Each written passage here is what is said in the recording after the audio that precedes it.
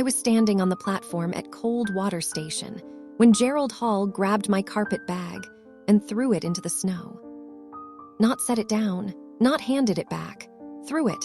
The bag hit the frozen ground and burst open, my Bible, my aprons, my tin of needles scattering across the mud like garbage.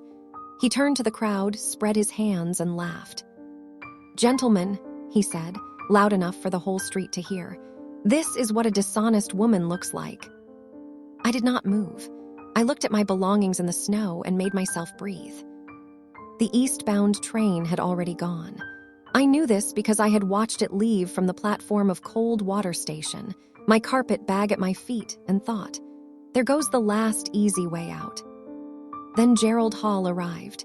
He came up the street in a black coat with a beaver fur collar, and the way people stepped aside told me everything I needed to know before he opened his mouth. Prosperous, local, accustomed to being accommodated. He stopped 10 feet from me and looked not at my face first, my boots, then my coat, then my hands, then, finally, with the slow cruelty of a man who wants an audience, my face. "You're the woman from the agency," he said. "I am Miriam Cole of Cincinnati. You must be Mr. Hall." I extended my hand. He didn't take it.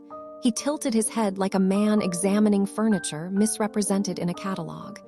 "You're older than the photograph." "The photograph is 2 years old. I sent a newer one." "And plain," he said it the way you'd say the weather, just a fact. Behind me, someone shifted their weight. A cowboy near the telegraph office stopped pretending to read the posting board. "Mr. Hall," I said evenly, "I am a trained nurse with 3 years of hospital experience. I can manage a household, educate children, and handle a frontier winter. I believe that's what you asked for." "I asked for a wife," he let the words sit. "I have a position in this community. I entertain. Business associates come to my home with their wives. Do you understand what I'm telling you?" "You're telling me I'm not decorative enough." A few people went very still. A woman in a fur-trimmed hat pressed her lips together over a smile. Hall's expression didn't change. He wasn't angry. He wasn't even unkind. He was simply concluding a transaction that had not met his expectations. "The agency misrepresented the goods," he said. He reached into his coat and produced a voucher. "This covers your return fare to Cheyenne." I looked at the voucher. I thought about the $47 I had spent getting here, the room I no longer had in Cincinnati, the charity ward where I arrived before dawn and left after dark, learning the names of patients nobody else bothered to learn. None of it had been enough to buy me a future. "Mr. Hall," I said quietly, "I have nowhere to return to." "That is not my concern." He pocketed the voucher, reached past me, picked up my carpet bag, and threw it off the platform. I stepped off the platform. I crouched in the snow and began gathering my belongings. My fingers were going numb. I did not hurry. I placed each item back into the bag with the same care I would have used in a warm room, because I understood instinctively that how I moved in the next 60 seconds was the only thing I still controlled. And I would not give Gerald Hall the satisfaction of watching me scramble. I found every needle. I shook the mud off my Bible. I fastened the broken clasp with a strip of ribbon from my coat pocket. Then I stood up. I did not look at Hall. I walked to the main street of Cold Water, Wyoming, and looked at it with honest eyes. Hard town, built fast, maintained badly. A mercantile with a sagging porch. A saloon that had outlasted 3 owners. A bank with a freshly painted sign trying too hard. A church at the far end so rundown it looked embarrassed to be there. 31 cents in my pocket. 2 days until the next train. Temperature dropping. I stood in the middle of the street and did what my father had taught me before the drinking took him. Don't panic, Miriam. Panic's a luxury. Look at what you have. Look at what you need. Build a bridge between the two. What I had: a medical bag, 2 aprons, trained hands, 31 cents.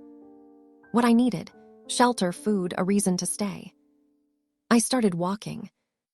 I was passing the Clay Financial Trust when I heard voices through the cracked door. "Hartwell still hasn't come down." A smooth voice. Expensive. The voice of a man who doesn't need to raise it to be heard. 3 weeks now. "Sir, his wife just died." A younger voice, uncertain. "Up there alone with 2 newborns in a blizzard." I am aware of the circumstances.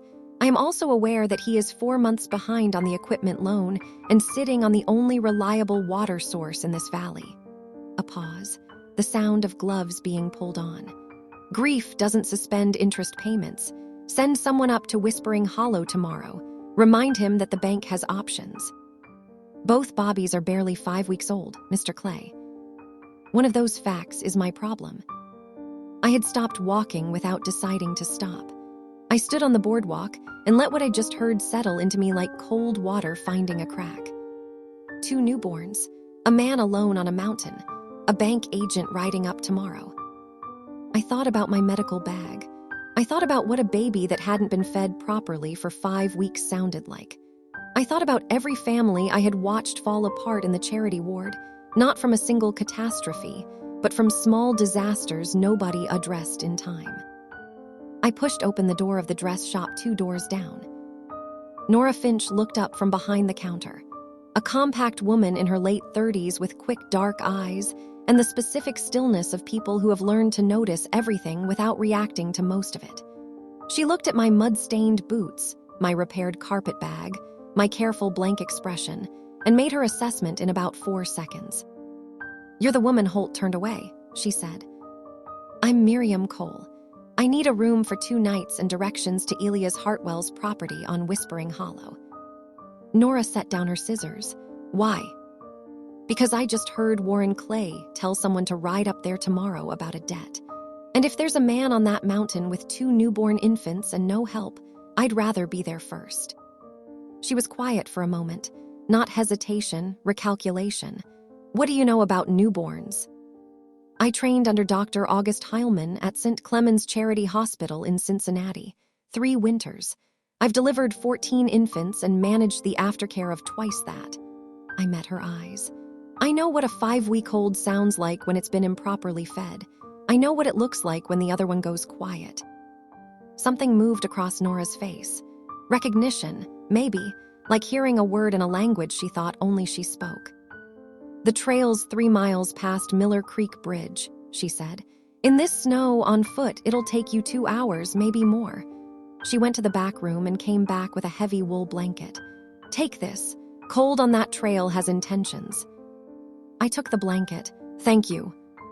"Don't thank me." Her voice was dry but not unkind. "Elias Hartwell hasn't spoken a full sentence to anyone in 3 weeks. He ran off the last 2 people who checked on him." She paused. "He's not mean. He's just carrying the whole weight of it alone and doesn't know how to set any of it down." "I'm not going up there to make him feel better," I said. "I'm going because those Bobbies need medical attention." Nora looked at me for a long moment. Then she nodded once, the way a woman nods when she's decided to trust something she can't fully explain yet.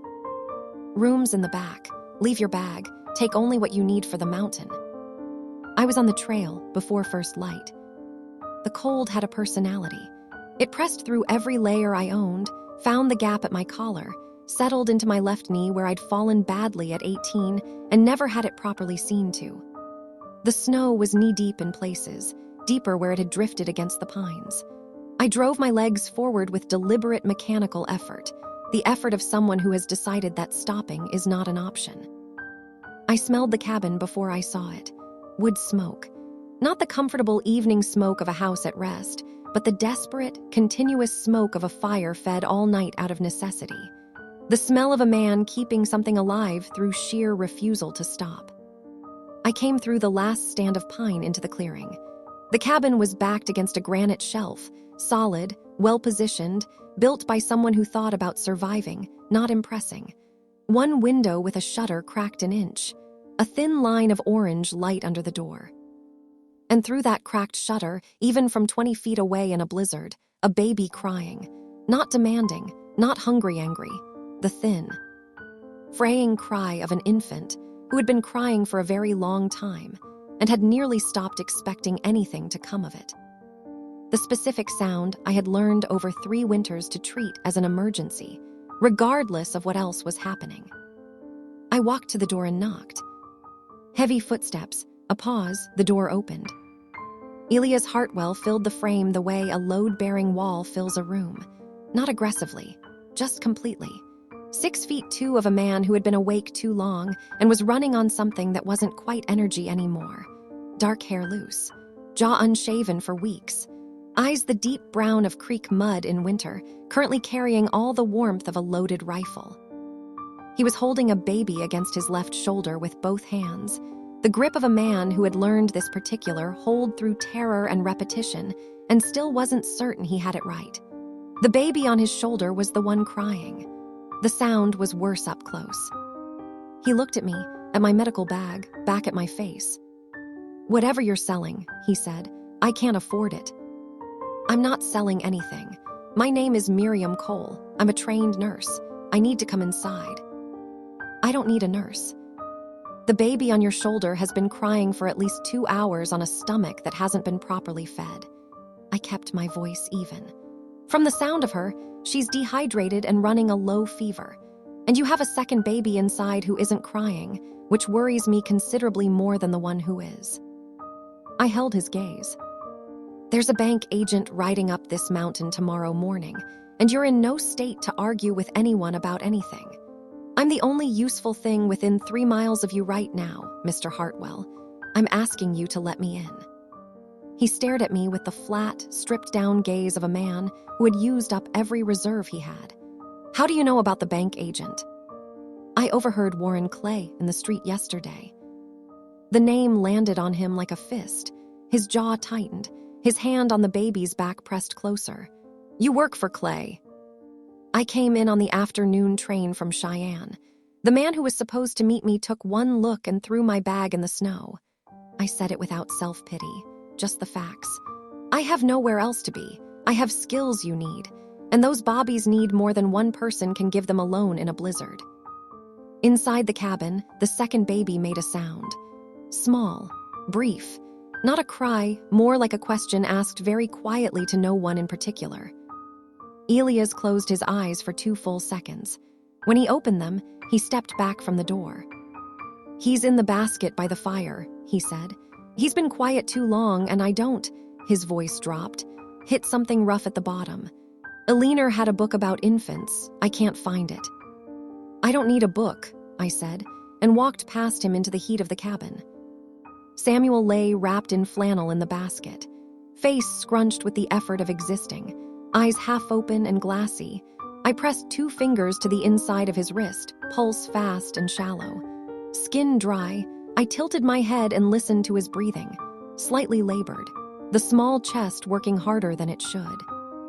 "How long has he been breathing like this?" I asked without turning. "Since last night." Elias stood behind me.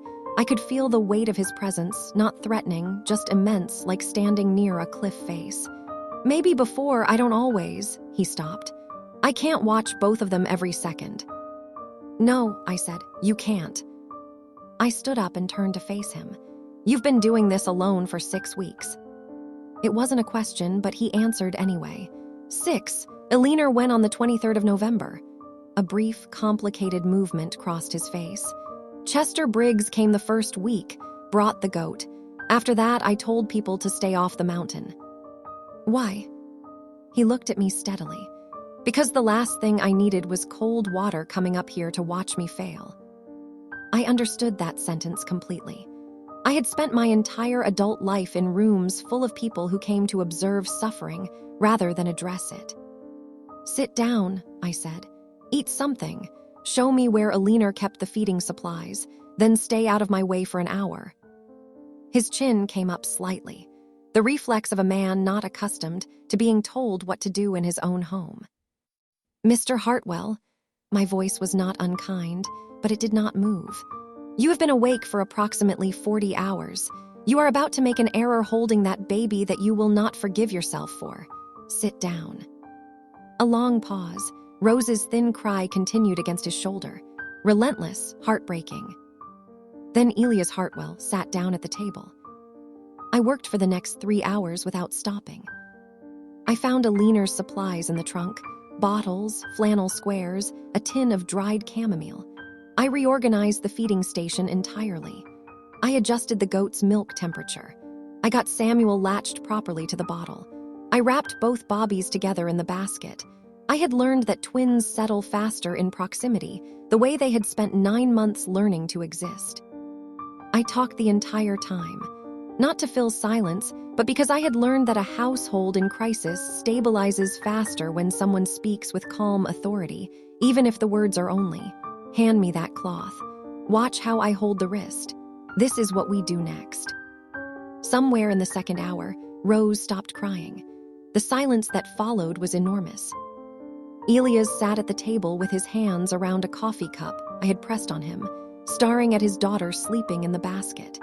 He was quiet so long I thought he might have finally surrendered to sleep sitting upright. Then he said very quietly, "She hasn't done that in 2 days, gone quiet like that, peaceful." His voice had lost its defensive edge entirely. What was underneath was worse, raw and unguarded and exhausted in a way that had nothing to do with missed sleep. I kept thinking it was something I was doing wrong. "You weren't doing anything wrong." I dried my hands and looked at him directly. "She was hungry. She isn't hungry anymore." He nodded, kept looking at Rose. "You rode up here alone," he said. 3 miles in that snow before light." "Yes." "Why?" I considered the honest answer. All the honest answers. The 31 cents. The thrown carpet bag. The years of arriving before dawn to rooms full of people nobody else wanted to sit with. The deep and specific exhaustion of a woman who had spent her whole life being useful to everyone except herself. "Because those bobbies needed someone who knew what they were doing," I said. "And because I was not going to stand at that station and wait to be sent home." He was quiet for a moment. He turned the coffee cup in his large hands, a slow, deliberate movement, and looked at me with eyes that were, for the first time since I'd walked through the door, actually seeing me. "I can't pay you," he said. "I know. I can't promise anything beyond the winter. I'm not asking you to." "And I ain't," he stopped, chose his next words with more care. "I ain't easy to live alongside. Alina used to say I take up too much air in a room." "Mr. Hartwell," I picked up my medical bag. "I spent 3 years in a charity ward in Cincinnati where the ceiling leaked. The boiler broke every February, and we lost patients we shouldn't have lost because there weren't enough hands. I have never in my life been in a situation I couldn't find a way to be useful in." I looked at him. "You take up whatever air you need. I'll manage." He stood up from the table, all 6'2" of him in the firelight, with the dark hollows of 6 weeks of grief under his eyes and both his children sleeping quietly for the first time in days. He looked at me for a long moment with an expression I couldn't fully name. Not gratitude. Something older and more complicated. "There's a cot in the back room," he said. "Cold, but the fire carries through the wall. Alina's spare quilts are in the chest." He pulled on his coat. "I'll get the animals fed and be back before the light changes." At the door he paused. "Miriam Cole." "Yes." A pause, the fire crackled. Samuel made a small sound in his sleep, a tiny, contented sound. Elias' broad shoulders moved with a single long exhale. "I'm glad you came up the mountain," he said. He walked out into the snow. The heavy door swung shut behind him. I stood alone in the warmth with 2 sleeping bobbies and the smell of wood smoke and the sound of the wind working itself against the granite above the cabin. And I felt, for the first time in years I could not count, that I was standing in exactly the right place. The morning after I arrived on Whispering Hollow, the snow stopped. Not gradually, it stopped all at once, like a door being shut, and the silence it left behind pressed against my ears and made me aware of every small sound in the room. The fire settling, Samuel's breathing. Rose making the tiny rhythmic sounds of a baby deep in genuine sleep, for the first time in days. I was at the wash basin when Elias came back from the animals. He stomped the snow from his boots at the door, hung his coat on the peg, and stopped when he saw the cabin. I had reorganized it while he was outside. Not dramatically, not in a way that erased Alina, but in the specific way of a woman who has spent years in spaces where function determined survival. The feeding station squared and ordered. The firewood stacked within reach. My medical bag open on the near end of the table where I could reach it in 3 steps from anywhere in the room. Elias stood in the doorway between outside and inside and looked at all of it without speaking. The goat's milk was curdling slightly, I said, not turning from the basin. I adjusted the warming method. It should hold better now. All right. Samuel's breathing evened out around 4 in the morning. Rose took a full feeding at 5. I dried my hands and turned. How are the animals? Goat's fine. Mule's got a tender foreleg. Been favoring it since last week. He moved to the table and sat down in the same chair he'd occupied the night before. Like a man returning to the only position he'd found that still made sense. Nothing I can do for it in this cold. I can look at it later if you want. He glanced up, not surprised, more like a man recalibrating the range of what was being offered. You know horses. Horses, mules, one very uncooperative ox in the winter of 73. I poured coffee from the pot I'd kept on the heat and set the cup in front of him. My father kept animals before he got sick. I learned what I could while he was still able to teach. Elias wrapped his hands around the cup. He looked at the basket where both Bobbies were sleeping, then back at me. Your father's gone. Yes, my mother when I was 11. He nodded slowly, the way men nod when they are doing the math of a person's solitude and arriving at a number they recognize. He didn't say he was sorry. I appreciated that. I had been told I'm sorry by so many people who then walked out of the room that the words had been emptied of almost all meaning. Chester Briggs arrived mid-morning on a gray mule that looked like it had been through several wars and held opinions about all of them. He was 62 years old and built like a man who had been taken apart and reassembled slightly wrong. One shoulder higher than the other, a walk that listed to the left, a face so weathered it had gone past craggy into something almost geological. He knocked twice and came in without waiting, which told me he had been doing this long enough that it had become permission. He stopped 3 feet inside the door and looked at me. Well, he said. Chester, Elias said from across the room, this is Miriam Cole. She came up from town yesterday. I can see that. Chester looked at me with the direct, unashamed assessment of a man too old to pretend he wasn't looking. He looked at my medical bag. He looked at the reorganized feeding station. He looked at both Bobbies sleeping in the basket with the specific expression of a man who had last seen them not sleeping in the basket. You a nurse? Yes, sir, from Cincinnati, St. Clemens Charity Hospital. He grunted. How'd you end up in cold water? Mail-order arrangement that didn't take. Another grunt. Hall. Chester turned to Elias with the expression of a man delivering news that was simultaneously unsurprising and infuriating. 3rd woman this year. Man ought to just admit he's too particular for the institution of marriage and leave other people's time alone. He took off his coat and sat down at the table with the ease of a frequent guest. I poured him coffee without being asked. It was simply the obvious thing to do, and Chester accepted it without comment. That was the kind of man he was, one who notices when things are done right and doesn't make a speech about it. How are they? He nodded toward the basket. Better than yesterday, I said. Samuel's breathing concerned me when I arrived. It's leveled out. Rose needed a proper feeding sequence, which she got this morning. I paused. They need consistency more than anything now. Same temperature, same timing, same handling. Their systems are trying to regulate, and every disruption sets them back. Chester listened with the careful attention of a man who doesn't have medical training, but has enough sense to respect it when he encounters it. Then he looked at Elias. You sleeping enough? That ain't what I asked. Elias said nothing, which was its own answer. Chester looked at me with something that was not quite an appeal, but was adjacent to one. The look of a man who had been the only person trying to hold something together and had just realized he might have help. Then Chester told us about the midwife.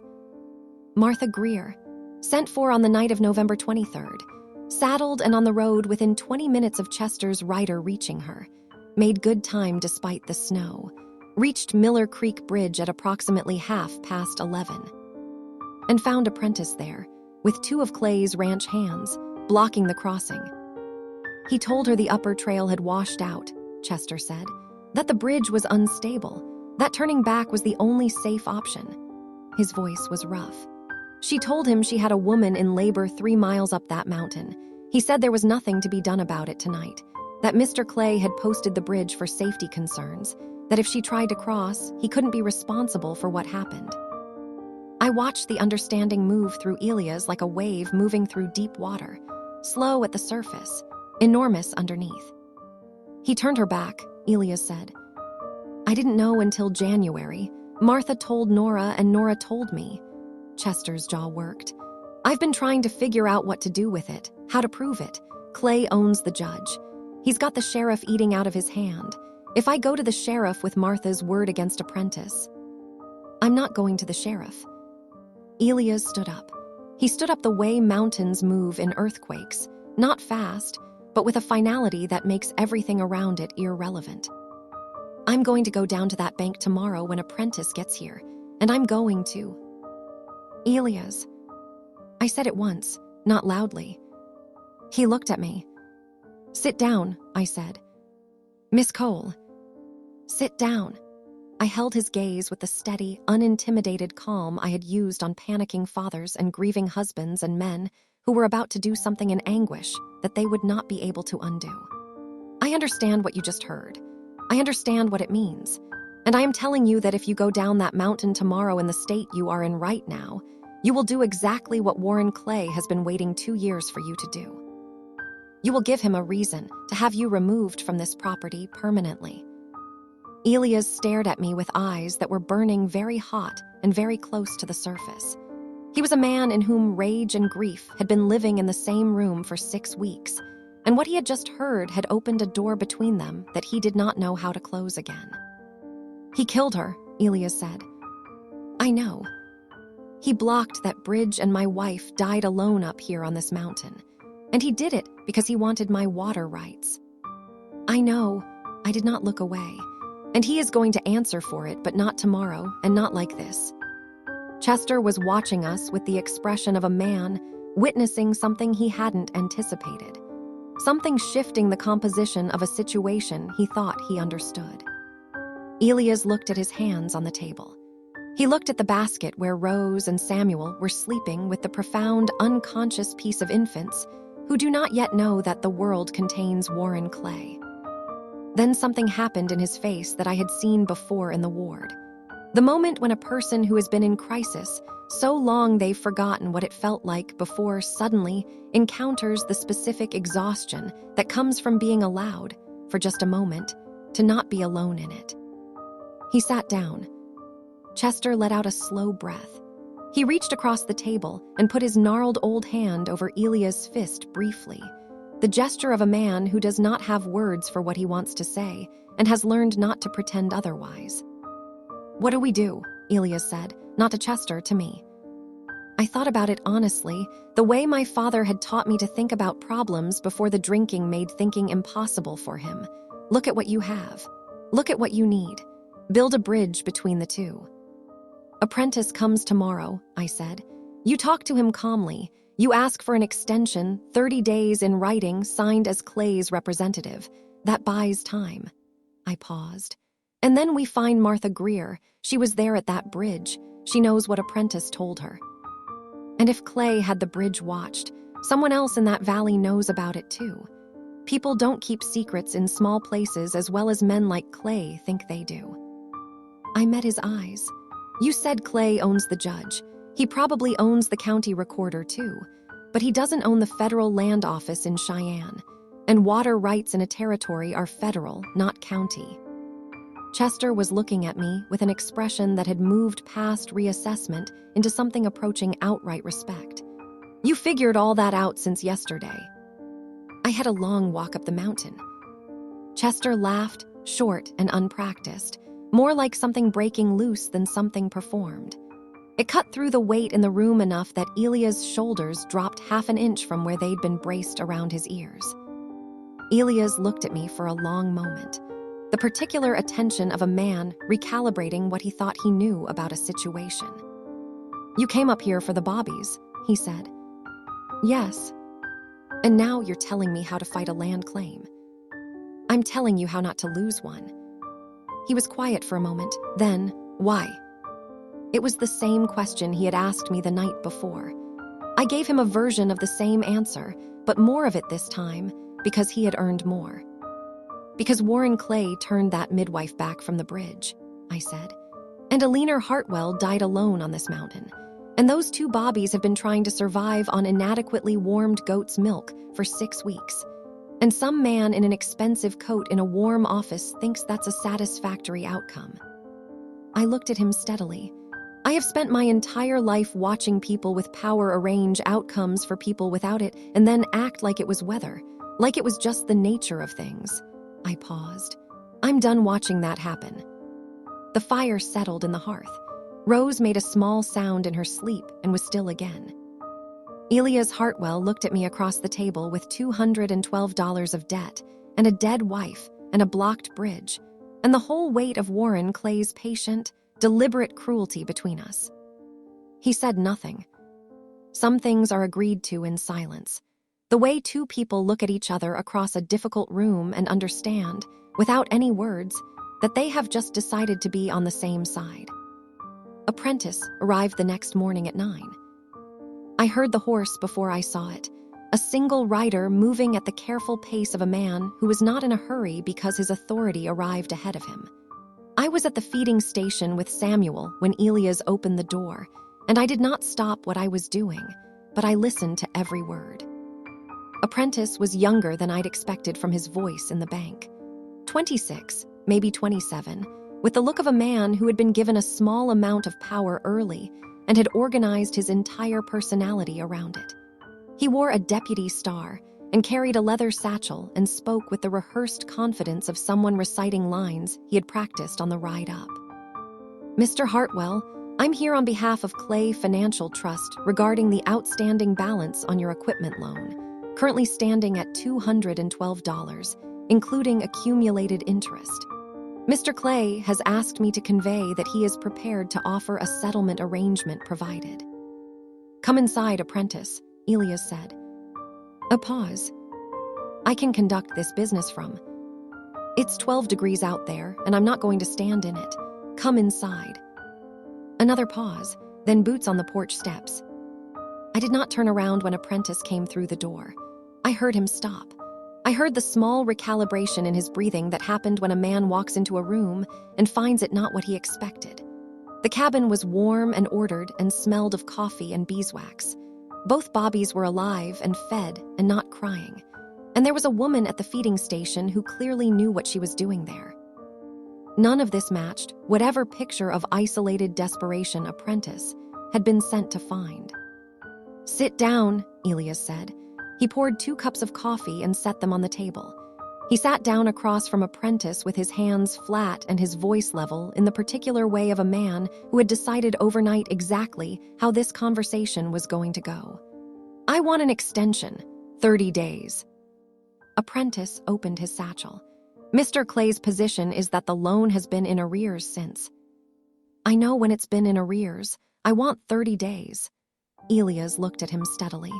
30 days in writing, signed by you as Clay's representative. In exchange, I'll make a partial payment today, $50. Apprentice looked up. The $50 had surprised him. I could hear it in the shift of his posture, the brief recalculation. He hadn't been sent up the mountain expecting a partial payment. He'd been sent expecting a broken man with no options. Where would you get $50? Apprentice said. It came out less like a question and more like a thought he hadn't meant to say aloud.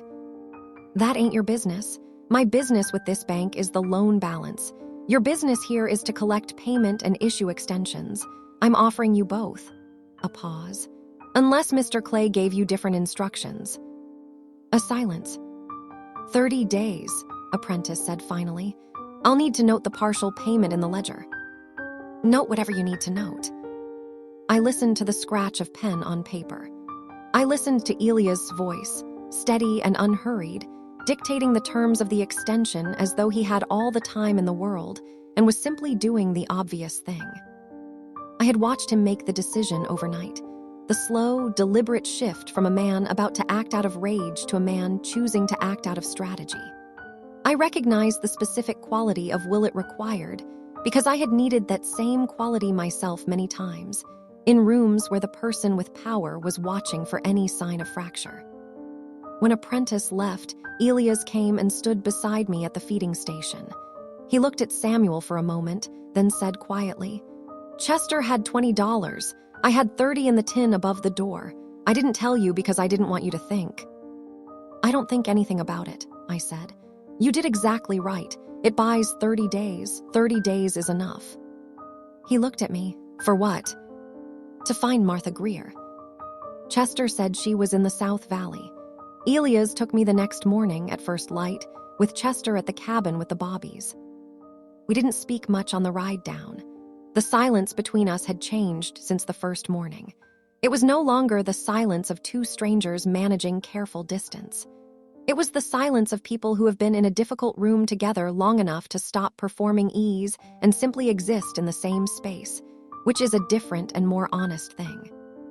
Martha Greer lived in a small house at the south edge of the valley, with a kitchen garden buried under snow and a front door that opened before we'd finished tying the horse. She had been watching the trail. She was 50-some with iron gray hair and hands that matched mine for calluses, and a face that had the specific expression of a woman who has been waiting for something difficult to arrive and has long since made her peace with it. She looked at Elias for a long moment. "Mr. Hartwell." "Mrs. Greer." His voice was controlled.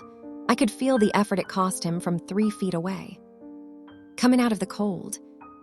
Inside, Martha's house was the house of a working woman, clean, functional, carrying the faint medicinal smell I recognized from my own life, the smell of a place where sick people come.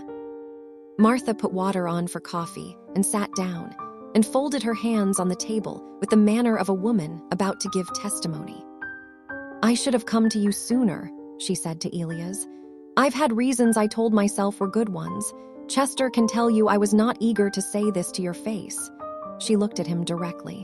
"I'm sorry. That's not enough for what happened, but it's what I have." "Tell me what happened at the bridge," Elias said. Martha told him. She told it plainly, without decoration. The way people tell things they have rehearsed in private grief many times and have finally run out of reasons to keep to themselves. She had been saddled and on the road within 20 minutes of Chester's rider reaching her. She had made good time despite the snow. She had reached Miller Creek Bridge at approximately 11:30 to find Apprentice and 2 other men she recognized as Clay's ranch hands blocking the crossing. "Apprentice told me the upper trail had washed out," Martha said. "That the bridge was unstable. That turning back was the only safe option." Her jaw tightened. "I told him I had a woman in labor 3 miles up that mountain. He said there was nothing to be done about it tonight, and that Mr. Clay had posted the bridge for safety concerns, and that if I tried to cross, he couldn't be responsible for what happened." Elias was very still. "I went back to town. I told myself the trail was bad. I told myself the bridge was genuinely unsafe. I told myself these things until morning, when Chester came down and told me Alina was gone." She looked at her hands. "I stopped telling myself those things after that." "Would you say it under oath?" I asked. Martha looked at me. "Who are you?" "Miriam Cole. I'm staying at Whispering Hollow." I paused. "I'm a nurse. I'm also the woman Gerald Hall turned away at the station last week, which means I have no particular stake in the social order of cold water and no reason to be cautious about who I upset." Martha studied me for a moment with the evaluating look of a woman who has lived long enough to know that people who announce their independence are not always as independent as they claim, and people who don't announce it sometimes are. "I'd say it under oath," Martha said. "I've been saying it to myself every night for 3 months. Saying it to a judge wouldn't feel much different." She paused. "But Clay has Judge Harmon entirely. You know that." "The land claim isn't a county matter." I met her eyes. "Water rights in Wyoming Territory are federal jurisdiction. A federal commissioner, not a county judge." Martha and Elias both looked at me. "The nearest federal land office is in Cheyenne," I continued. A sworn affidavit from you about what happened at the bridge, combined with a complaint to the federal commissioner about Clay's interference with a legal water rights claim, bypasses Harmon entirely. I paused. Clay has been working at the county level because that's where he's built his position. He's likely never considered someone going above it. Martha was quiet for a moment. Then she said slowly, "You figured this out when on the ride down this morning." Elias made a sound beside me that was brief and low, and that I could not entirely categorize, except that it did not sound like disagreement. "I'll write the affidavit," Martha said. "Today if you want." "I want." We spent 2 hours at Martha's table. She wrote in a clear, careful hand, and I sat beside her and asked the questions that shaped the testimony into the form I knew from the hospital's legal proceedings. Specific, dated, witnessed, the kind of document that does not leave gaps for a lawyer to climb through. Elias sat across the table and said very little. Once, when Martha's voice caught briefly on the words she was writing, he reached across and put his hand over hers for a moment.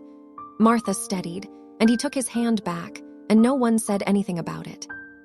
When it was done, Martha signed it, and I signed it as witness. Elias folded it and put it inside his coat. On the ride back up the mountain, the silence between us was different again. Heavier, but not in a bad way. Heavy the way a thing is heavy when it has more substance than it did before. "You knew about the federal jurisdiction before this morning," Elias said, not accusing, just saying it. "I suspected it. I looked through the Wyoming Territorial Code at Nora's before I came up the mountain the first day. She has a copy in the back room." A pause. "Why did you do that?" "Because I heard Clay talking about water rights. And I knew a man like that doesn't move on something for 2 years without having the local authorities covered. Which means the only way around him is through a level of authority he hasn't covered." He shifted slightly in the saddle. "I didn't know then that I'd be staying. I just wanted to understand the shape of the problem." He was quiet for a long time. The horse moved through the snow, and the cold pressed around us, and behind us the sun was already dropping toward the peaks in the particular rapid way it drops in winter, as though it has more important places to be. "Why does the shape of my problem matter to you?" Genuinely asking. Directly, plainly, without the softening that most people use to make difficult questions easier to refuse. I thought about how to answer him honestly, without giving him more than he had asked for. "My father was a doctor, a good one. Before he got sick, he used to say that a problem doesn't care who it belongs to. It just needs someone to look at it straight." I paused. "I've been looking at problems that didn't belong to me my whole life. It's the only skill I have that's never let me down." Another silence. Then quietly, "It belongs to you now if you want it." I understood what he was saying. He wasn't talking about the water rights claim. I did not answer it directly. Some things need more time than 2 days to say out loud, and I had learned not to rush the words that mattered. "Let's get back to the bobbies," I said. He didn't push it. He nudged the horse forward, and we rode up the last mile to Whispering Hollow with the cold settling around us and the smoke from the cabin chimney rising straight and steady against the pewter sky. Chester was at the door before we dismounted, and his face was not the face of a man with good news. "You need to come in," he said. Elias was off the horse in one motion. "The bobbies." "Bobbies are fine," Chester said quickly. "It's not that." He looked at me, then back at Elias. "There was a man here about an hour after you left, rode up alone, no markings, said he was looking for Elias Hartwell on a personal matter." Chester's voice was careful and deliberate. "He left an envelope, said it was from Warren Clay." Inside, on the table, the envelope sat where Chester had placed it, centered, unopened.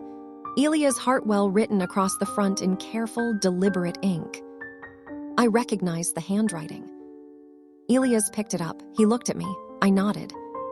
He opened it. The letter inside was 1 paragraph, 11 sentences. I read it over his shoulder and felt the temperature in the room change the way it changes before a storm, not the cold itself, but the pressure that comes before it.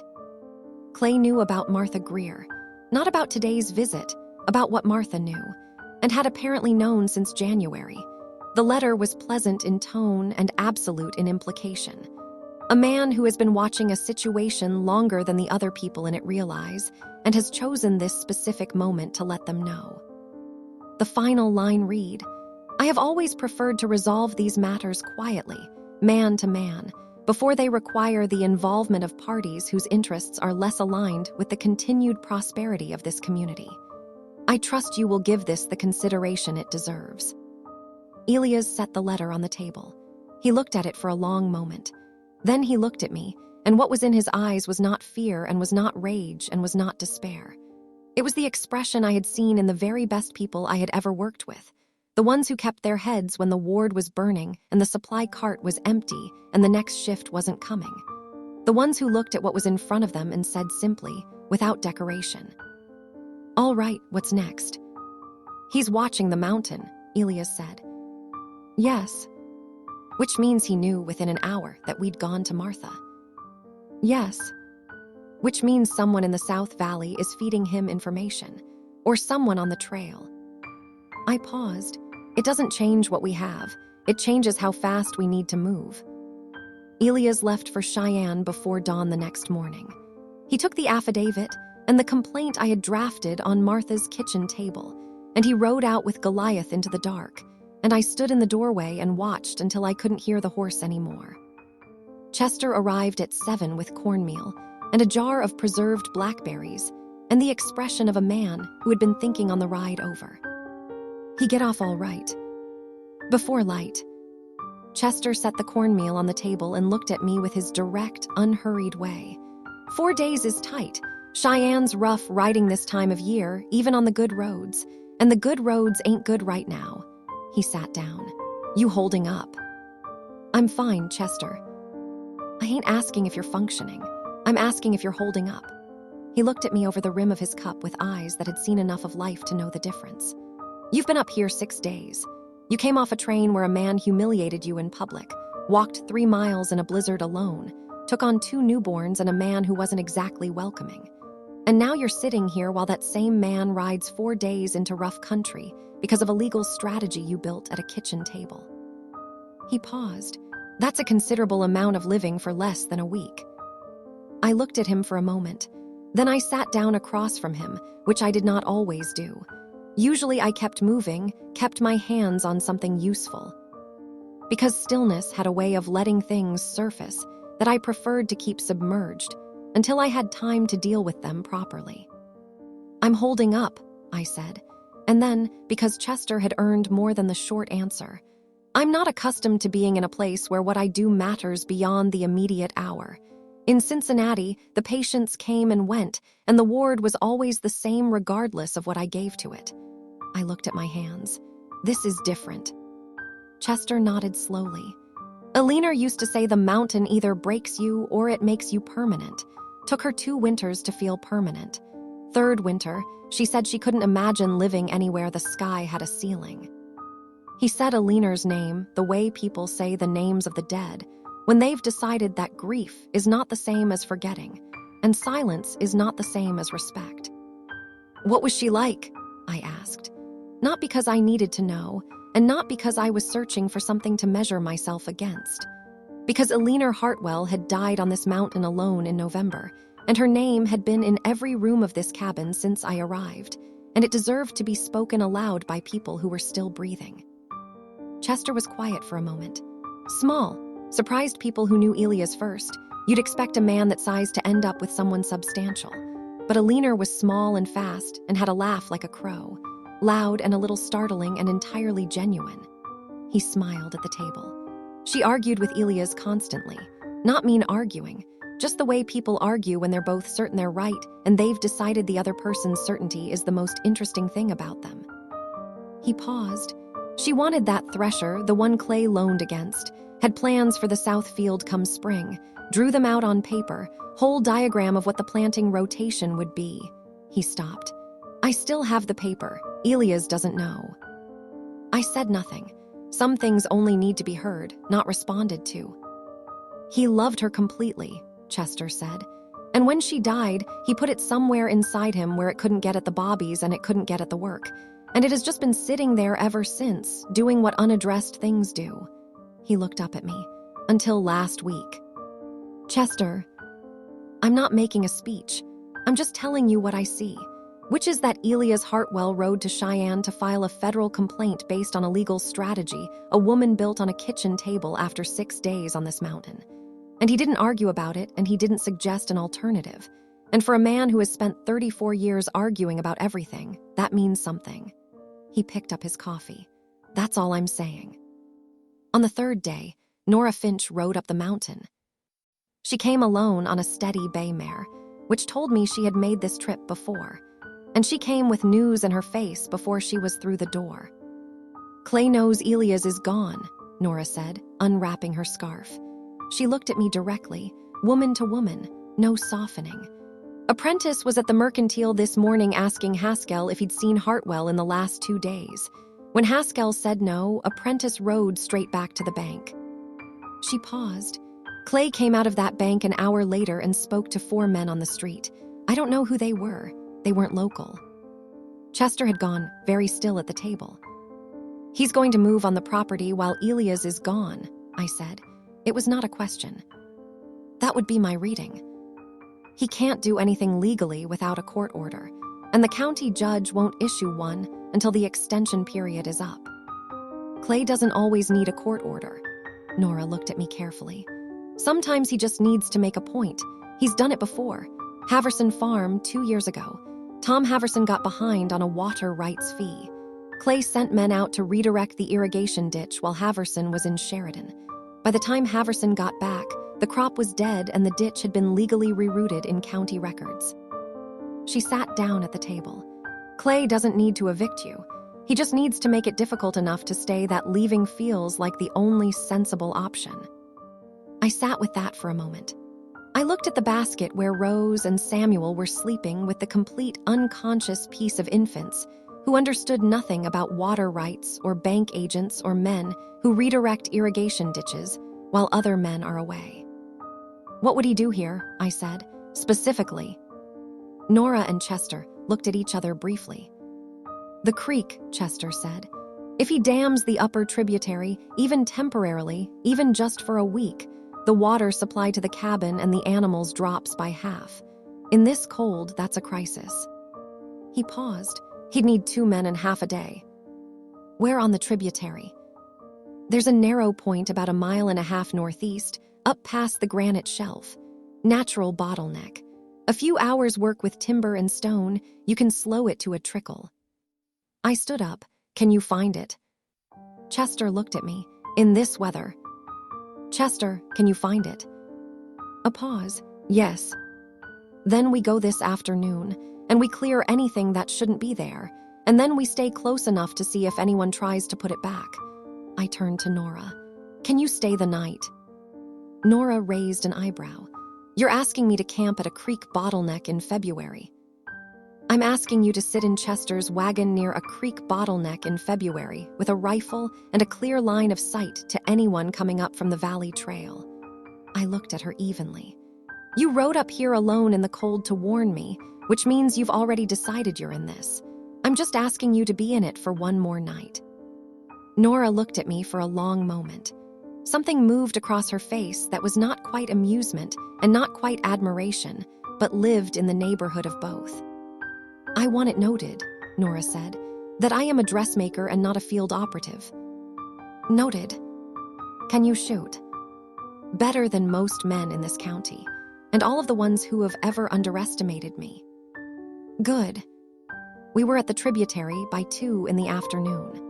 Chester knew the land the way people know things they have walked over in every season for 20 years, sure-footed and unquestioning, and he led us to the bottleneck without hesitation. There was nothing there yet, no new timber, no displaced stone, just the narrow natural channel running at its normal winter flow, slower than summer but steady. They haven't moved yet, Chester said. No, I said, but they will. I looked at the bottleneck, then at the approach from the Valley Trail, then at the stand of pine on the eastern side, dense enough to be cover, high enough to have sight lines. There, I said, Can you get the wagon in there without it being visible from below? If I bring it in from the north side? Then do that. You and Nora stay with the wagon until morning. If anyone comes up with timber or equipment, you fire a warning shot into the air, and you identify yourself as Chester Briggs, neighbor of the property owner, and you inform them that you are documenting what you see for the purposes of a federal land complaint that has already been filed in Cheyenne. I paused. Don't threaten, don't escalate. Just make it clear that you are a witness and that what they do next will be in the record. Chester looked at me with the expression he had been wearing with increasing frequency since I'd arrived. The expression of a man revising a prior estimate substantially upward. And where will you be? At the cabin, with the Bobbies. Alone? Yes. He opened his mouth. Chester, I said, I was alone in a charity ward in Cincinnati with 42 patients, and a boiler that stopped working in February, and a head nurse who had influenza, and a supply cart that came once a week if we were lucky. I met his eyes. I know how to be alone in a difficult situation. I need you here. He closed his mouth, nodded once. Nora had been listening from the wagon, with the focused quiet of a woman who processes information thoroughly before she speaks. If Clay's men come tonight, she said, and we send them back down the mountain, what stops him from coming back tomorrow with more? The federal complaint, I said. Once Elias returns with the commissioner's receipt, any interference with the property becomes a federal matter. Clay has built everything on his county position. The moment this crosses into federal jurisdiction, he's exposed. I paused, but he doesn't know yet that Elias filed in Cheyenne. He thinks he's still working inside the walls he's built. I looked at both of them. Tonight, we keep those walls from mattering long enough for Elias to get back. I was halfway back to the cabin when I heard the horse coming up from the valley trail.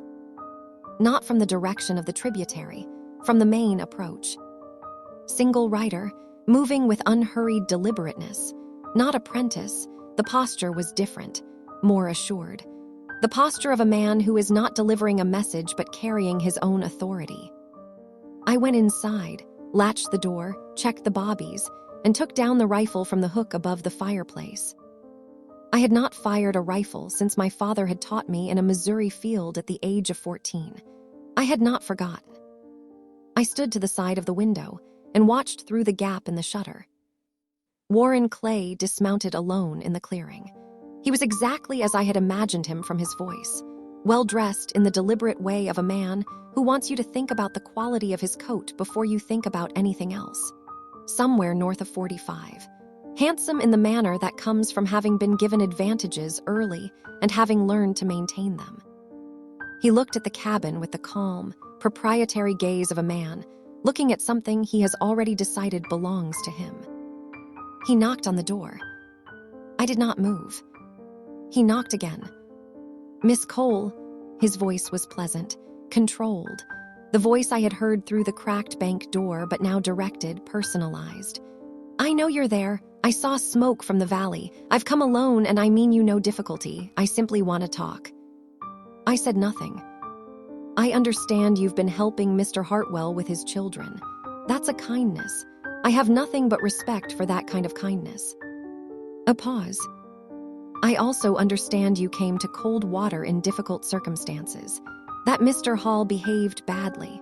For what it's worth, Gerald Hall's behavior reflects on no one but himself. Another pause, more deliberate. A woman with your capabilities shouldn't have to winter on a mountain in a dead woman's house. Miss Cole, I could offer you a more comfortable situation. There are families in town who need competent help. Good houses, fair wages.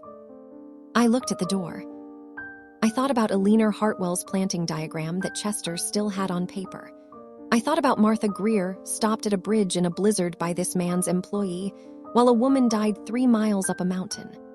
I thought about 2 bobbies in a basket who were alive because enough people had made enough right choices in time, barely, and about how close the margin had been. I unlatched the door and opened it. Clay's expression when he saw the rifle was brief and entirely controlled. A flicker of recalculation, quickly smoothed. He looked at my face, then at the rifle, then back at my face. He was, I noted, genuinely intelligent. He was adjusting in real time. "Miss Cole," he said pleasantly. "Mr. Clay." I kept the rifle at my side, not raised, not threatening, simply present. "You came alone." As I said, "I appreciated that. I'm going to be direct with you because I think you're a man who prefers directness when you're on someone else's ground." Something moved in his eyes. Respect, maybe, or its close relative. The specific interest a man like Clay develops for someone who doesn't behave the way he expected. "Elias Hartwell rode to Cheyenne 2 days ago," I said. "He filed a federal complaint with the land office regarding the water rights claim on Whispering Hollow. He also carried a sworn affidavit from Martha Greer describing the events at the Miller Creek Bridge on the night of November 23rd. The pleasantness didn't leave Clay's face, but something behind it changed. The way the temperature changes before weather arrives, not visible but felt.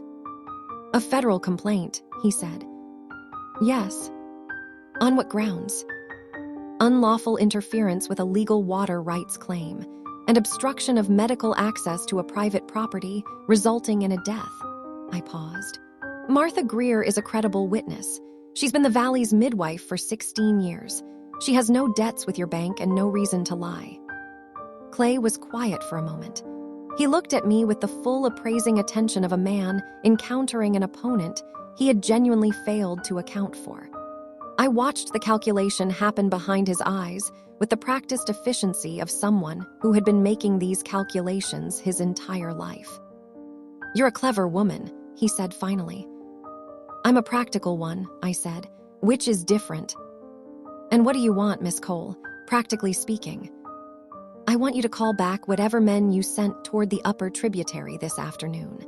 I want you to cancel Elias Hartwell's equipment loan in exchange for a deed right-of-way through the south corner of the property.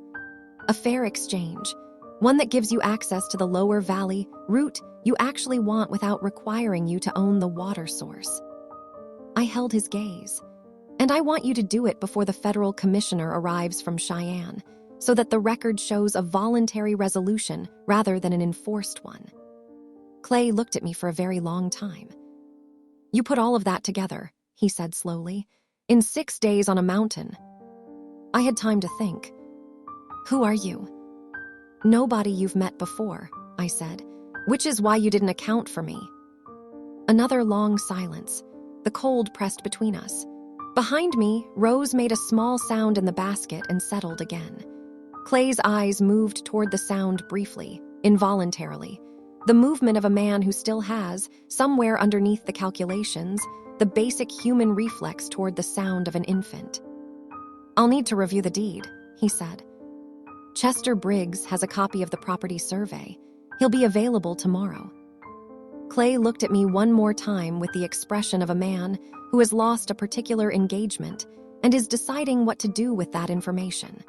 Then he put on his hat, stepped back from the doorway, and walked to his horse. "Mr. Clay," I said. He paused without turning. "Eleanor Hartwell deserved better," I said. "So does this valley." He didn't answer.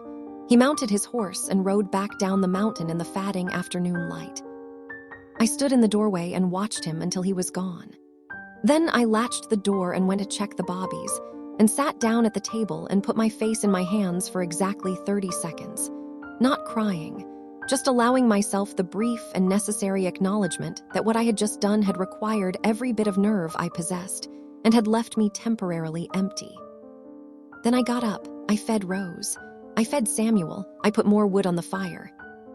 And I waited for Elias to come home. Elias came back on the 4th day, as he had promised.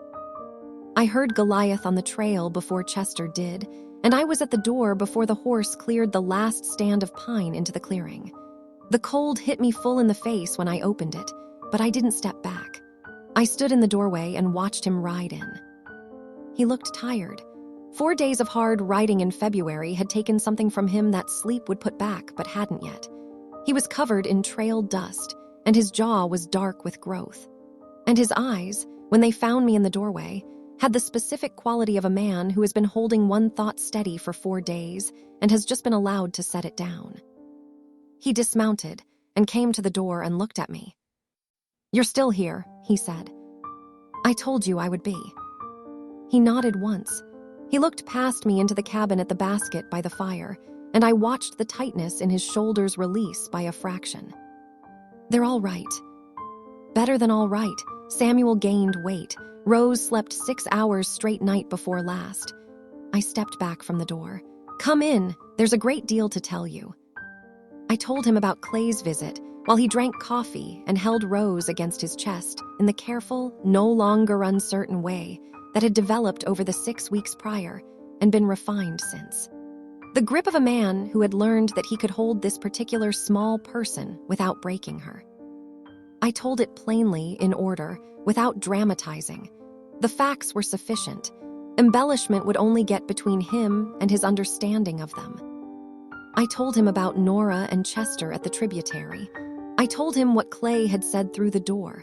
I told him what I had said back. When I finished, Elias sat for a long moment without speaking.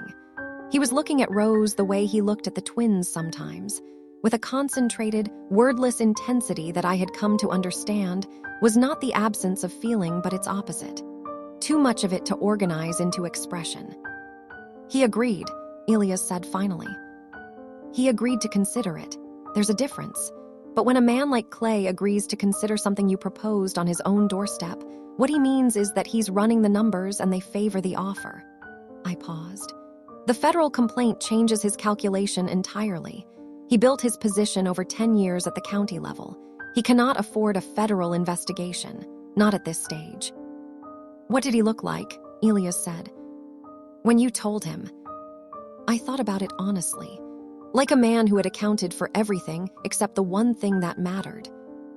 Elias looked at me across the table. "You." I met his eyes. "Yes." Chester, who had been managing his coffee with elaborate casualness, stood up and said that he thought he would check on the goat and that he would be back in 20 minutes or so, and that no one needed to acknowledge that he was leaving on purpose. Then he left on purpose. The cabin was quiet. Samuel was sleeping.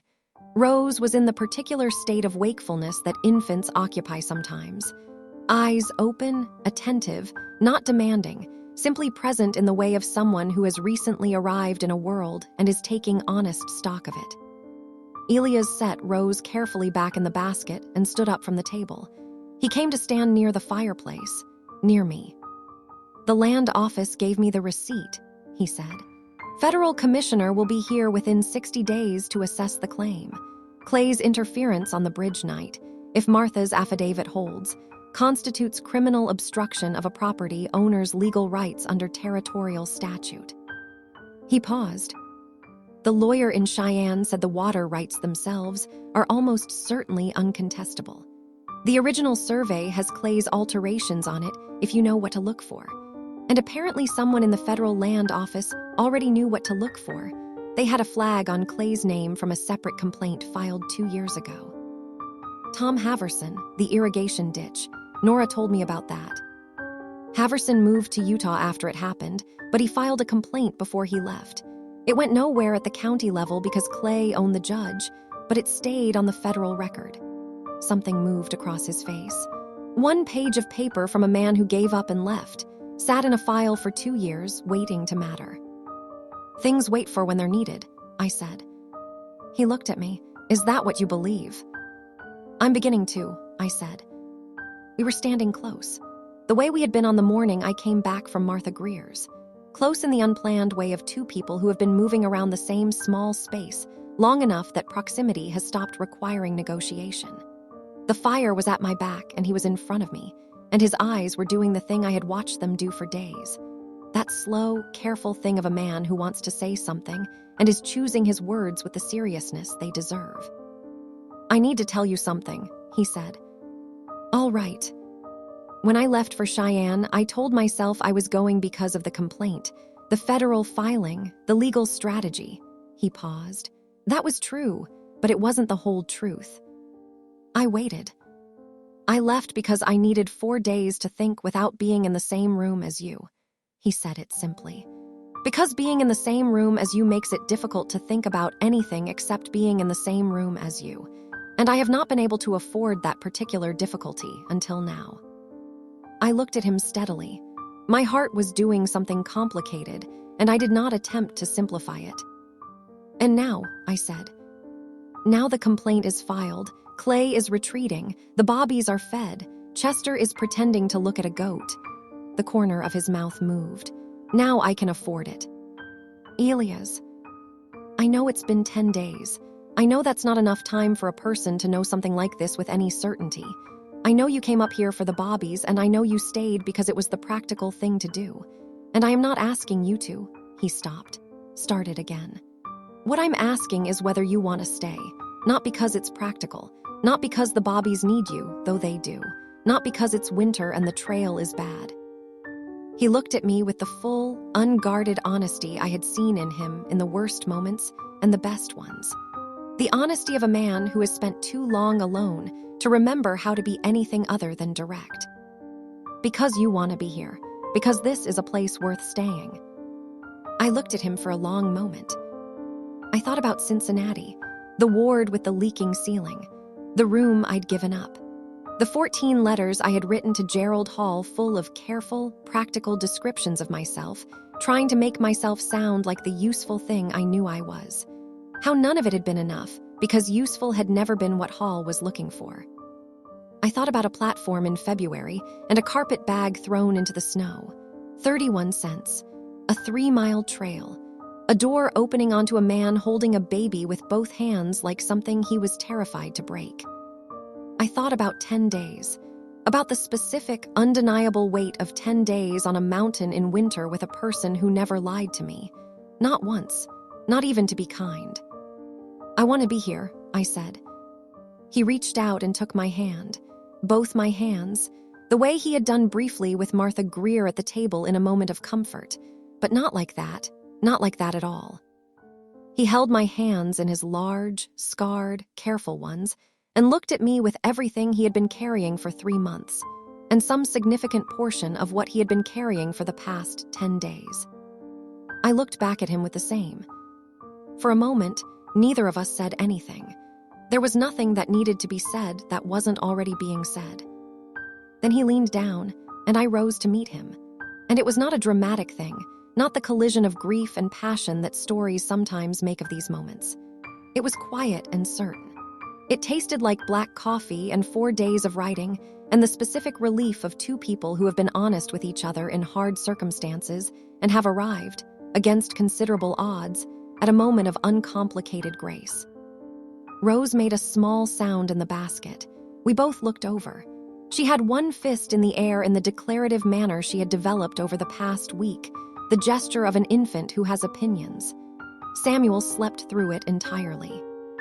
Elias laughed. It was the first time I had heard him laugh fully without reservation. It was quiet and real, and nothing like I might have predicted and exactly right. Chester came back in from outside with the timing of a man who had been counting to 60 on the porch and had reached his number. He looked at the 2 of us, and he looked at the fire, and he sat down at the table and said, "Goat's fine," and poured himself more coffee and said nothing else, which was the most eloquent thing he could have done. The meeting with Warren Clay happened 12 days later, at Chester's house on neutral ground that Chester had insisted on with the quiet implacability of a man who had earned the right to insist on things. Clay came with a lawyer from Sheridan. Elias came with me and Chester, and a letter from the federal land office in Cheyenne confirming the receipt of the complaint and the assignment of a commissioner. Clay's lawyer reviewed the deed proposal for 40 minutes. Clay himself sat at Chester's table with the contained stillness of a man who had spent a week running numbers and had arrived at an answer he did not prefer but could live with, which was the closest thing to defeat that a man like Clay permitted himself. The right-of way through the south corner of the Hartwell property gave Clay access to the lower valley route he had actually wanted from the beginning, the route that would allow him to move cattle to the railhead without crossing 3 other landowners' ground. It was objectively a fair exchange. I had known it was a fair exchange when I proposed it to him on the mountain, which was why I had proposed it. Clay was a man who would only accept a resolution that he could tell himself he had chosen, and a fair exchange could be chosen without humiliation. The equipment loan was canceled. The deed of right-of-way was signed. The federal complaint remained on record. Clay stood to leave and stopped at the door. He turned, not to Elias, but to me. He looked at me with the expression I had first seen on his face on the mountain, the one I could not quite categorize.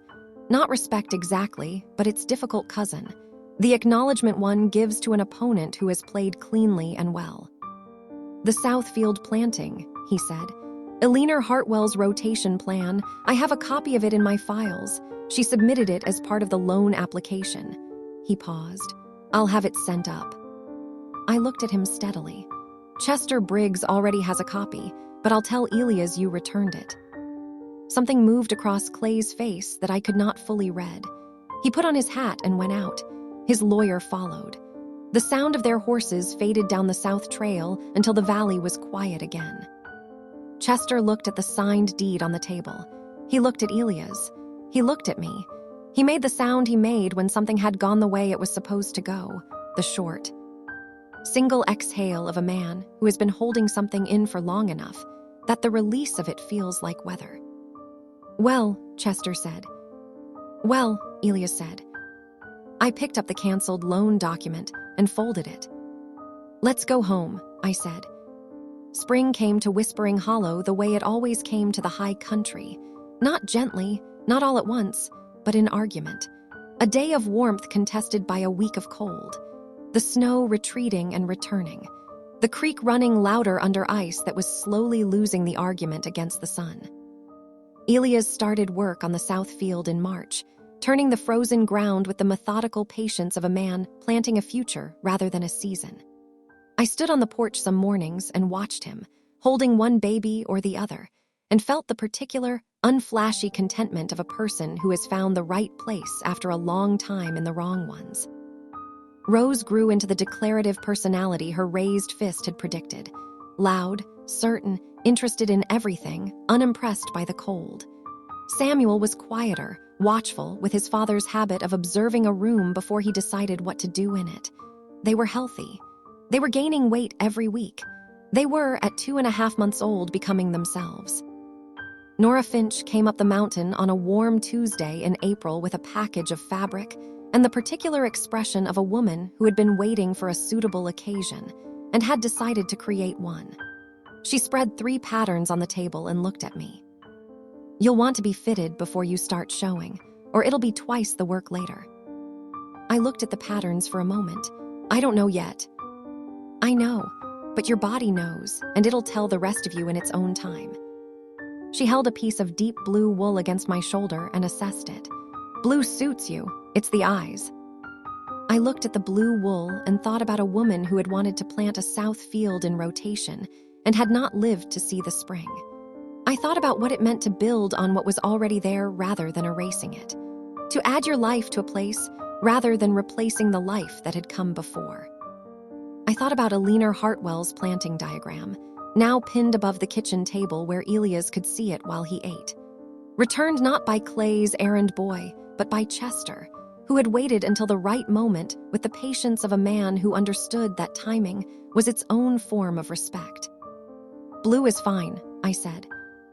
Elias found me on the porch that evening after Chester had gone home and Nora had ridden down, and the twins were asleep, and the mountain had gone to the particular quiet that only the high country has. The quiet that is not the absence of sound, but the presence of everything that doesn't need to make noise to be real. He stood beside me and looked out at the valley below, where the last light was doing what it did in April. Going slowly, reluctantly, the way good things go when they know they are coming back. His shoulder was against mine, and I leaned into it slightly. The small, unannounced lean of a person who has been upright alone for a long time and has found, without making a ceremony of it, someone worth leaning toward. "Nora says I'll need new dresses," I said. He was quiet for a moment. Then he put his arm around me and pulled me close with the simple, unceremonious certainty that had been his particular way of doing everything since the beginning. "I'll start on the addition next week," he said. "The back room's too small for 3. 4, I said. He looked down at me. 4, I said again, and watched him understand it. Watched the understanding move through his face in the specific way of a man receiving something he had stopped believing the world would give him. Slowly, carefully, as though he was making sure of it before he let himself have it entirely. He held me tighter. I let him. Above us, the first stars were coming out over the Bighorn Peaks. Below us, the valley that Warren Clay had tried to own was dark and quiet and threaded with the creek that ran from Whispering Hollow all the way down to where the flat country began. Water that belonged to this mountain and the people on it, as it always had, as it would. I stepped off a train in February with 31 cents and a carpet bag thrown in the snow, and a body full of the specific, bone-deep exhaustion of a woman who has given everything to everyone for years and been left standing on a platform with nothing to show for it. I walked 3 miles in a blizzard toward a problem that wasn't mine, because that was what I knew how to do. Walk toward problems, stand in rooms where things were broken, use my hands for the work that was in front of me. I had not come to Whispering Hollow looking for a home.